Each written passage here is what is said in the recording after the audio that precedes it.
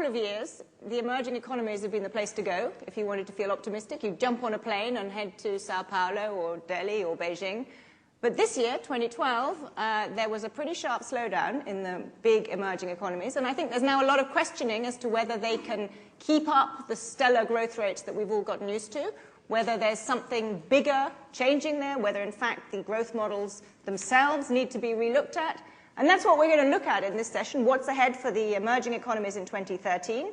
And we have two outstanding individuals who are both known for very contrarian, and sometimes I hope they disagree with each other, views on the emerging economies. We're going to start with Bill Easterly, Professor of Economics at NYU, co-director of the NYU Development Research Institute, and probably best known to you for his books, which have both been bestsellers, The White Man's Burden, Why the West's Efforts to Aid the Rest Have Done So Much Harm and So Little Good, a very non-provocative book, as you can tell from the title. And The Elusive Quest for Growth, both of those books, I think, fundamentally changed the way that many people thought about aid, growth, and development.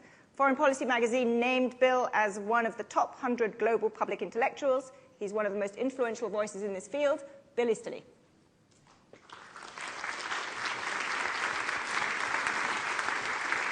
So, what's going to happen to these bricks? Have they lost their luster? And will they regain it? What are your predictions? Well, I want to focus on one brick in particular, which is China. And we're talking a lot already about the Chinese economic slowdown. And I think this is really a major moment for development thinking, not only for the world economy as a whole, because the whole idea of the authoritarian growth miracle that China has done so much to promote is really over at this point. Let me give you a couple insights into why it might be over. The first is simply that authoritarian growth miracles don't last. I want to ask a question of you, the audience. How many of you have heard of the Togolese growth miracle? The Togolese growth miracle? The Togolese growth miracle. I'm really surprised that more of you... Of this can just raise your hand if you've heard of the Togolese growth miracle. I thought we would have a better informed audience anyway. Well, the reason you haven't heard of it is it only lasted from 1960 to 75, and then after that things didn't go that well. And the point of this example is that authoritarian growth miracles don't last. They just don't last. They go on for a while, but authoritarian systems are prone to boom and bust, and the booms don't last forever. And we keep thinking that this Chinese boom is going to last forever. We're sort of thinking like Reinhardt and Rogoff have said in a different context, that this time is different. This boom is going to last forever. Well, it's not. It's going to come to an end. It's already coming to an end. It's already slowing down, and my official prediction is it's going to slow down a lot more. And why does that give us an insight into the whole idea of the authoritarian growth miracle? Let me take a drink of water before I give you this profound insight. So the authoritarian growth miracle was really never an authoritarian miracle to begin with. And let me just make two simple points to emphasize that. One is that we've all along thought that the effect of political and economic freedom was not on the change in income, but on the level of per capita income that countries attain. So free countries, both with both political and economic freedom, are rich countries. Countries with heavy political repression, economic repression, are poor countries. So, you know, North America versus Africa at the extremes.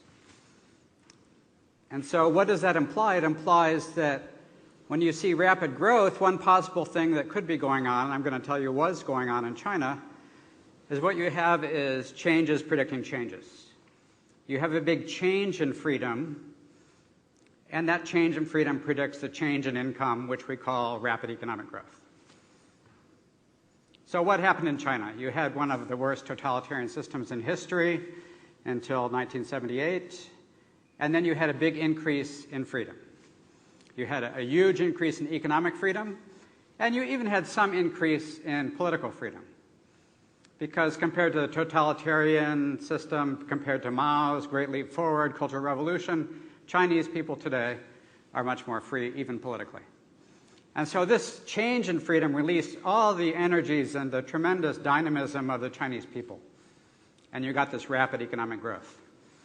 But if you want that growth to continue, you're going to have to keep changing freedom in the right direction. And so that's why, that's the storyline that I'm going to give you as to why the Chinese miracle will not last. And if I have time, I'll illustrate with an example from The Onion. As long as a quick example from The Onion. Go ahead. That profound sort of insight. I thought that would buy me extra time. Okay, so I don't know how many of you heard this story recently that The Onion, which I hope all of you know is a satirical newspaper, declared North Korea's leader, what's his name, Kim Jong-un, the sexiest man alive. And the Chinese Communist Party official newspaper, the People's Daily, didn't realize this was a satire, and they reprinted it seriously straight up. You know, that congratulations to Kim Jong-un for being named the sexiest man alive. Now, this, I think, is a little bit funny, but I think there's a little bit of an insight into the current Chinese leadership there also. If the leadership only allows kind of fawning worship of the leadership, and certainly would not allow this kind of satirical irreverence towards a leader, then they don't even recognize satire when they see it. They've never seen satire before. And so they don't recognize it when it comes along. So it may seem absurd that you could possibly mistake an Onion story for a real story, but they did, and that's why. And the lesson for this is that the fundamental flaw of an authoritarian system is you have no feedback, and you need feedback to autocorrect, to fix the problems that are already emerging in the boom, and when the bus comes, to prevent the bus from being too deep. That's what's missing in China. That's why the growth miracle is not going to continue. We now know that thanks to The Onion. I have a lot of questions about this, but I think to make the debate more interesting, I'm going to first have Dambisa join us. Dambisa Moyo, who is another very influential writer on development who has shaken up conventional wisdom, another author of several best-selling books, the most well-known of which I think is Dead Aid, Why Aid is Not Working and How There is a Better Way for Africa. But this year she published Winner Takes All, China's Race for Resources and What It Means for the World. Dambisa has also been named one of the 100 most influential people in the world, but this time by Time magazine. Dambisa, what are your predictions? What's going to happen in 2013?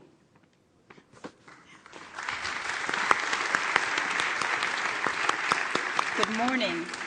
All I can say is, oh, ye of little faith.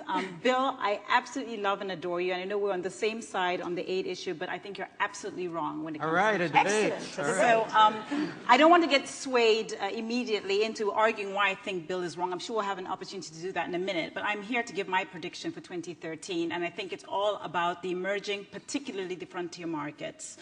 Why do I say that? By the way, you're probably saying, what the hell are the frontier markets? It's basically the ones that aren't in the BRICS, and we'll talk about the BRICS, I'm sure, in a minute. But I'm talking about a lot of Africa, a lot of South America, much of Eastern Europe, and parts of the Middle East, and other parts of Asia. Why do I love this story? Let's just look at serious macroeconomics, basic macroeconomics. Capital, labor, productivity, the three key ingredients that drive growth. Let's take a look at what's happening in the Western countries first. In terms of capital, we know the story, debt, deficits, fiscal cliff, all that. In terms of labor, both in terms of quality and quantity of labor, there are issues. In terms of quantity, we know that the story of the aging populations and concerns around pension fund financing. But also in terms of quality, if you look at the OECD statistics around what they have, something called the PISA statistics, where they measure the performance in mathematics, science, and reading, and rank countries every 3 years, you can see where the problem is. Countries like the United States and across Europe were in the top 3 about a decade ago. Today, they rank in the number 27, 28, and they're around that number. And then finally, you have productivity. Now, productivity generally is this X factor. It's supposed to account for about 60% of why one country grows and another one doesn't. But let's just say it's everything from pure productivity, how efficient we are at using capital and labor, but more generally it includes things like rule of law, political dynamics, how open for business the environment is. So we know what's happening there. Productivity declines in Europe are well known, and again, I won't spend too much time on that because that's not my prediction. My prediction is look at this framework, capital, labor, and productivity, and apply it to the emerging markets, and you'll see why I'm incredibly bullish for 2013 and for the years ahead. In terms of capital, these economies, by and large, do not have the debt burden that many of these other countries are facing right now. Places like Africa, debt to GDP ratio for the sovereigns is around 40%, compared to over 100% in places like Greece and Italy. Why is that important? Because these countries are not suffering from the deleveraging problem that many other countries are going through right now. In terms of labor dynamics, 60 to 70% of the emerging world is under the age of 25. In places like Uganda, over 50% is under the age of 15. Significant possibilities around labor. Of course, there are issues around youth employment, and again, we can talk about that once I sit down. But once again, a really interesting story. We're seeing urbanization really increasing quite rapidly in these places. I was just in Lagos. Places like Lagos, but also Mexico City, where I was in May, are talking about 30% increases year on year in urbanization. A real opportunity for delivery of goods and services, but also a real opportunity for economic growth. And then there's the issue of total factor productivity, which I mentioned to you. In virtually all statistics, things like political improvements in terms of democracy, in terms of freedoms, and actually, I really have to have this debate with you, Bill, because this is really essential. Fine with me. But in terms of doing business surveys, countries like Rwanda have been ranked #1 by the World Bank as the most improved. And if you just look around the emerging markets, look around the frontier markets, you'll see a very credible story. Let me close by telling you this. 90% of the world's population, 90% of 7 billion people live in the emerging markets. The genie is out of the bottle. They want to see improvements in their livelihoods, and they are going to see improvements in their livelihoods. Fortunately, for many of the frontier economies, their success and or failure is no longer hitched to the global economy as a whole because of what we're seeing in terms of deleveraging and this ongoing aftermath of the financial crisis. There will be issues. I do think it will be bumpy, but I think fundamentally the story is very strong, and this is why we're seeing an increasing number of countries pivoting towards China, where I think the story is also very positive. Thank you very much. Well, we obviously have to talk about China, where one of you is deeply pessimistic and one of you is optimistic. But Dambisa, first of all, just briefly, tell us which are the frontier markets, because you cite this story of capital, labor, and productivity. Obviously, you know, the basic building blocks of growth, but you could say that about the BRICS, frankly, the Brazils, the Indias, and indeed the Chinas. And they've all slowed very dramatically. So True. Those ingredients don't always combine to give you rapid growth. I think there's a clear delineation between, shall we call them, the advanced emerging economies and these frontier economies. And the delineation is how related or how integrated the BRICS are to developed markets. How much exposure do they have? So we know about China and the United States. That's the classic Chimerica story, which is that in terms of trade, in terms of foreign direct investment and flows, heavily dependent on the United States and Europe. Again, let me pick my own continent, Africa. A continent which has got 1 billion people is less than 2% of world trade. It's less than 2% of foreign direct investment. The real engine in growth in these countries is actually not going to be trade, unfortunately. I think it's going to be a lot of domestic demand. And if you look at valuations of the banks, if you look at how things are trading in the local markets in these places, I think the story is very credible and it's very much hitched to a domestic story rather than being necessarily integrated to the West. And it doesn't depend on commodity prices, because that's clearly been a big driver of African growth. That's a fantastic question. It does to some extent, clearly, but it's not entirely the case. And let me, if you don't mind, give you a statistic. Today, there are about 1,000 stocks that trade in Africa on 19 exchanges, and over 85% of those stocks are non-commodities. So I think if people look at Africa and say, oh, it's just a commodity story, you're missing out on one of the biggest trades that is occurring and will continue to occur. Have a look at how the performance of the markets this year in Africa. Nigeria, Kenya, they are significantly up and actually are amongst the best performers, driven by the banks, which obviously banking is the first sort of leg up in terms of economic development. But this story is being replicated, in places like Colombia, in Peru, in places like in Bangladesh and Sri Lanka. So it actually is about this desperate or insatiable demand for goods and services that is not necessarily hitched to the commodity story. But I will say, though, just to give Bill his due, of course, we know that China is slowing. I just don't think it's a hard landing. And I think that it's pretty clear that they've had a slowdown. I think it's kind of managing itself out now. And of course, to the extent that China is the biggest buyer of these raw commodities, it will impact the big commodity producers. But as I said, I think that it will be balanced out by domestic demand. Let's focus on China, because not only is it certainly the biggest and the most important of the emerging economies, you clearly do have very different views on it. And Bill, let's start with you, because I sense somewhat of a kind of determinism in your view. Unless there is political reform, you're saying growth will slow. Well, is there not any capacity for this new leadership, and we've just had a leadership transition in China, to implement the kinds of economic reforms that would be needed to get the next stage of growth, to break up the domestic monopolies and so forth? Or do you think they just cannot do it unless there is broader political reform? I think the latter, that you cannot do it unless there's political reform. You really need to have an open, honest intellectual debate going on within society to get the feedback you need to make the correct economic reforms. They've been able to get away with it for a long time, much longer than any other autocratic growth miracle ever has. But it's running out now.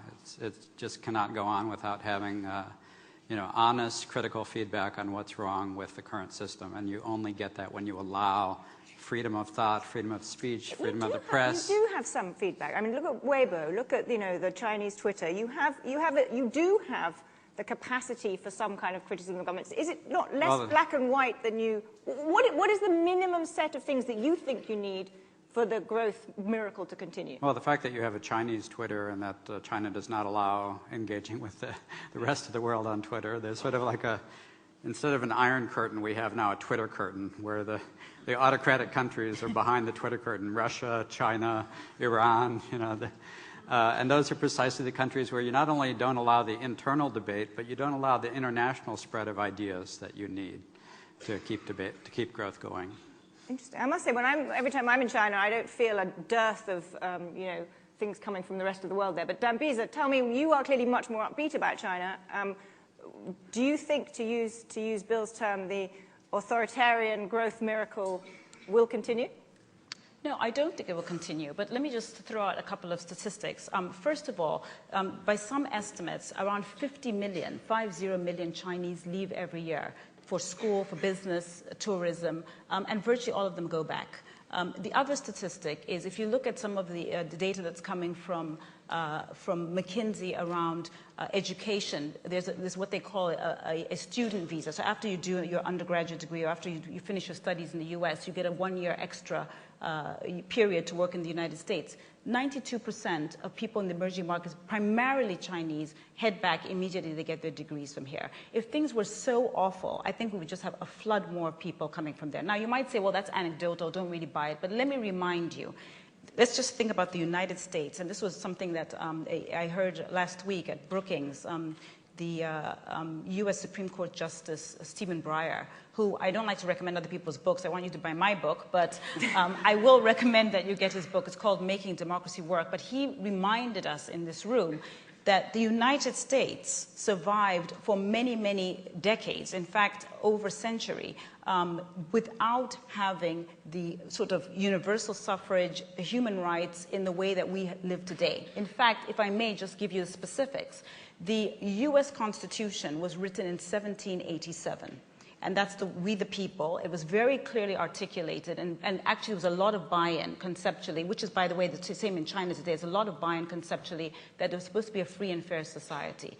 The fact of the matter is that it took the United States until 1956, Brown versus the Board of Education, before you had universal suffrage and fairness in this country. So it was quite possible to have the Industrial Revolution. It was quite possible to build institutions, to have sustainable growth that actually has propelled the world to new levels of income levels and so on, without having a democratic society in the way that we know it today. Does that mean that I'm saying that it's great that we have authoritarian rule? No, I'm not. I am just saying I think we need to be a little bit more patient, because it's not the case that in China they're not having the discussions. They are having discussions around this. The question is about implementation, and this is the biggest sort of gripe I hear from Chinese people every time I go there. They say, we get it, we know we need to have democracy, tell us how, specifics. not theory, specifics. How do we actually implement democracy? And actually, a lot of work has been done. There's a fantastic piece that was written a few years ago about democracy on the ground, and we know that they actually have some mayoral elections. It's not perfect, but it is moving in the right direction, and I think we need to be more supportive. Bill, you wanted to comment on that? Yeah, well, let's talk about the U.S. Of course. This is a session about the emerging economies. I know, but let's. Yeah, so we're talking about the U.S. But all right, let's talk about it briefly. The U.S. example is very relevant for the emerging markets in the long run. Again, we're having a long-run discussion, which I think is actually useful to see the short run clearly. So, of course, you never have a perfect democracy. There's some evidence from the current behavior of our current Congress that we still don't have a perfect democracy. But what you have is you have an ideal that was set at the beginning in the U.S. in 1776, that all men are created equal, life, liberty, and the pursuit of happiness, the consent of the governed. And that ideal makes it possible to have this positive political increase in freedom, where the double standard in which white males are equal, but not women and not blacks, that double standard is progressively eroded over time. It's that ideal. Lincoln appealed to that ideal for the Emancipation Proclamation. Martin Luther King could appeal to that ideal for the Civil Rights Revolution. That's what makes positive change possible. And the tragedy in development is that ideal has never even been recognized as a principle in and of itself, that the real double standard now is between the rich countries and the poor countries, that we recognize democratic rights as a beautiful ideal for the rich countries, but not for the poor countries. Until that happens, not only China, but all of the poor countries are going to be condemned to not have this positive change in freedom that you need so much for long-run development. But let me just, can I just push back with another of the BRICS, India, which, by the standards of what you've just laid out, is actually doing pretty well. It's a huge democracy. It's, in fact, got very many parallels with the US earlier in the 20th century, the late 19th century. And yet, if you look at what's happened, and I know this is a short-term prism, but you look at what's happened to Indian growth, huge excitement, 3, 4, 5 years ago, double-digit growth in India, fantastic human capital potential, very young population. Growth has completely stalled. I mean, it's now at 5%, which in Indian terms is very, very low. Sclerotic government, inability to do reforms, a huge number of kind of supply-side problems, which are, they're different in nature to those in China, but they're not different in the sense that there's an awful lot of things that everyone knows need to get done that aren't getting done. One is an authoritarian regime, one is a democracy. They both have problems which are slowing growth. So is perhaps this analysis a little bit too deterministic? Well, it's too deterministic if you expect it to fit every day's data point. We don't decide on global warming depending on whether today is a warm day or not. So we're talking about long-run predictions. India is a democracy, and I think its outlook already has the growth miracle that it already had a lot to do with it being a democracy, and I think its long-run prognosis is much better than China's because it is a democracy. And of course, democracy is much more than just majority vote elections. There's a lot of democratic principles that are still not recognized in India. There's massive corruption and vote buying and massive violation of the rights of the poor by the rich and by well-connected elites. All of this stuff is the stuff that you have to transition out of to realize your democratic potential. Let's open this to a broader conversation, either on the very big picture of democracy and its importance for development, or if you have more specific questions about 2013. Yes, gentlemen there, 5 rows back. Yes, China. The one, of course, with regard to the perspective on liberty in China, one should never forget Tiananmen Square. Nevertheless, what's your prediction in the next 5 years whether the party will win on the internet, considering that some 25, 30 years ago in Poland, the facts won over the party? Sure. Yeah, well, it's hard enough to predict in economics. I think it's even harder to predict in political science when exactly the democratic breakthrough will happen. I'm hopeful it will happen in China sooner rather than later because of actually something that you mentioned, Dambisa, the fact that so many Chinese intellectuals and well-educated engineers and scientists and economists are going back to China, that they are actually going to be part of the vanguard that brings back the ideals that they've seen in other societies back to China, that's actually a sign of hope. There was another question. Yes, lady here at the very front row. Thank you very much. What about Singapore? Because Singapore is a democracy, but they also are doing quite well economically. That's a very good question. Is Singapore the exception to your broad view of the world? It's always cited, right? Can we add Chile and Taiwan while you're at it? And a couple of countries in Africa. In fact, more than a couple. Yeah, well, let's not forget one of the basic points that I was trying to get across, which is that growth, which is why we get so excited about East Asia, is about changes, and it responds to changes in freedom. So Singapore had also had a remarkable positive change in economic freedom during the modern era when it opened up in a massive way to world trade and became a huge trade and finance center. Not so much on political. And actually, Singapore already has slowed down from the glory days of very rapid growth. It's slowed down by several percentage points in growth over the last couple of decades. So the authoritarian growth miracle already has slowed down. I think Singapore will also have to politically liberalize if it wants to return to the days of higher growth. But isn't that slowdown partly because it's just become richer? And as you become an advanced economy, you tend to slow down. You could you could turn that around and say part of the reason that the autocracies grow fast is that they're poor and they can take advantage of catch-up potential, and the autocrat doesn't get all the credit. It's somewhat tautological. Actually, there's a lady right there. Let's go for that one there. You've taken the mic away, but that's okay.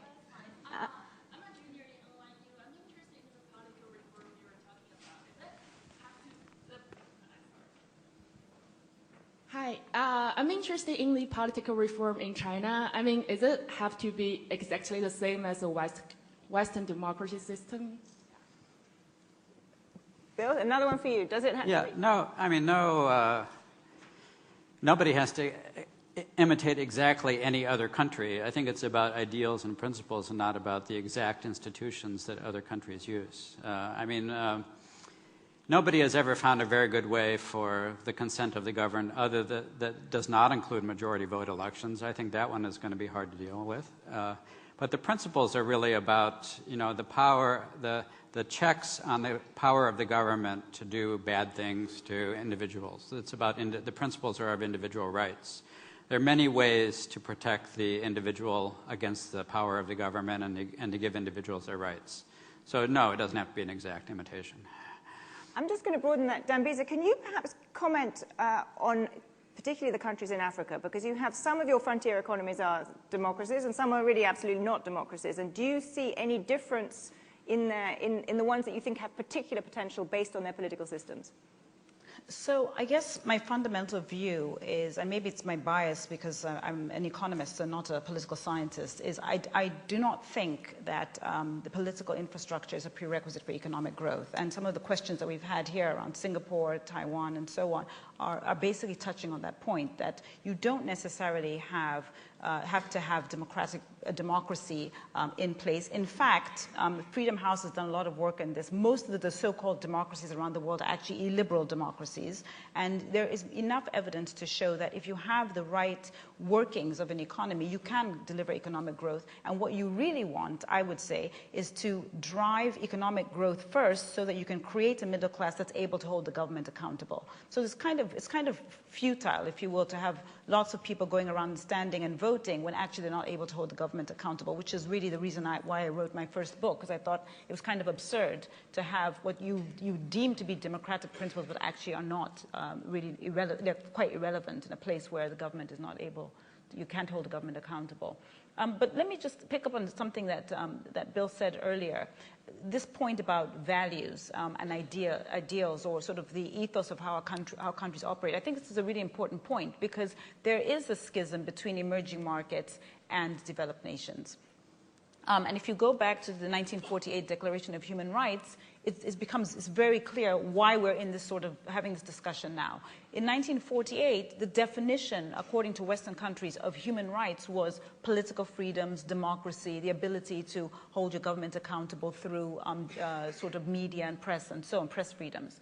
At that time, even at that time, there was a debate because most of the emerging markets said, well, to us, human rights are the ability to deliver food, security, ability to deliver education and healthcare. And actually, that bridge, that gap between these two sort of schools of thought has really never actually converged. And I think this is where the issue lies, because I strongly believe that we will get the political reforms, but it cannot be shoehorned into these countries. What you need is to make sure that they evolve in a way that's organic. And coming back to the question about does it need to look like the Western democracy? No, it doesn't. It needs to evolve organically for the local market, the local environment, so that it actually sticks and so that it's actually sustainable over a longer period of time.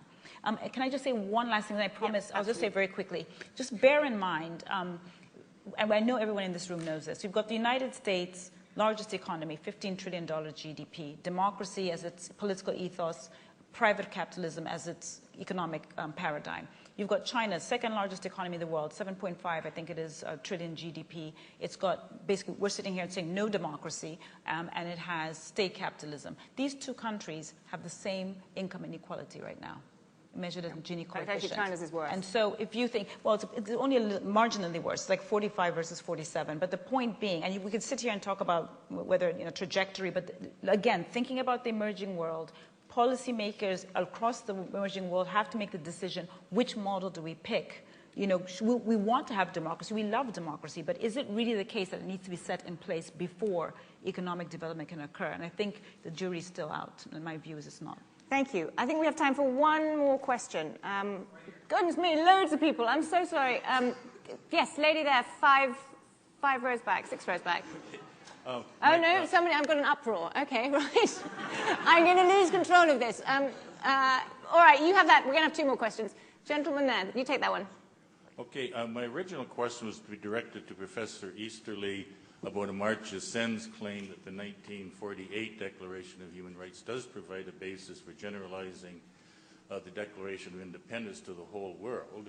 And it also does include, I think, contrary to what the other professors said, it does include so-called positive rights in it as well. And I think this is why Sen is so enthused about it. And I'd like to hear your comments of both of you about that. Can I just we will get to that. I'm just going to get 1 or 2 other questions, then have you both answer them. Yes, lady here, 4 rows back. My question is with regards to Africa. And I was in West Africa a couple of years ago, and from the educated population, there was a very strong sentiment that stop the aid. And my question is around... A crazy idea. Well, my question is around innovation, because there are people doing important things there, like Clinton and Goldman Sachs with 10,000 women. And so without that external money, how does that economy actually grow and develop that engine for innovation? Thank you. Well, you've got the right people to ask about Stop the Aid. Very briefly, because we are out of time, how about you take the UN? Yeah. So, I mean, the sad thing about the UN Declaration of Human Rights is the UN agencies themselves did not respect this declaration. The World Bank, the organization that I know best from being there, imprisoned there for 15 years, the last outgoing president, Zelek, never once used the word democracy during his entire term. He never gave it, and I had a blog that was tormenting him about this, so I know this firsthand. And when I questioned his spokesman, he agreed with me. Yes, he's never used the word democracy. He's not allowed to use the word democracy. So obviously the World Bank was not even endorsing the UN Declaration of Human Rights. And instead they were doing things like giving lots of aid to autocrats like Meles in Ethiopia, who is using the aid to, and this was documented by Human Rights Watch, and yet the World Bank did nothing about this. Meles was using the aid to starve his political opponents and to give food relief to anyone who was a political supporter. Now, when the World Bank itself is not recognizing that basic human right, then I argue there is very much a double standard. Thank you. Dambisa, very briefly. So, 2 things. First of all, there's not a single country in the history of the world that has achieved long-term economic growth and reduced poverty in a meaningful way by relying on aid. Not one. So the notion that we should sit here and say, oh, woe is we, poor Africans, we need to give them more aid, is rubbish. Second of all, Zambia, which is my country, 2 months ago, well, first of all, 2 years ago, all I heard from people was Dambisa is completely insane. These countries cannot go to the market. They can't do capital markets. That's left for the other countries. Africa's ring-fenced. Paul Collier calls it shearing shearing off from the rest of the world. 2 months ago, Zambia did a bond, $750 million, unsecuritized. So it wasn't basically based on copper flows or anything. Unsecuritized, $750 million. It came through, so it was more aggressively priced than Italy, Spain, or Portugal. And not only that, it was 15 times oversubscribed. That is the way you create economic development. That is the way you hold governments accountable. So just get the aid system out of your mind. Whatever Clinton and all these other agencies are doing, fantastic, but that is not going to create sustainable 7%, at least 7% growth is what we need on that continent and around the emerging world. These sort of marginal interventions, these relatively small beer interventions are not going to create economic growth. You know what creates economic growth. We know how to create jobs. We know that trade is better than aid. So instead of having large subsidy programs that lock African produce out of the West, start there. Get rid of your common agriculture policy and get rid of those programs, and then we can talk about economic growth in Africa. Thank you very much. You can see why these are two of the most provocative voices in the business. Thank you.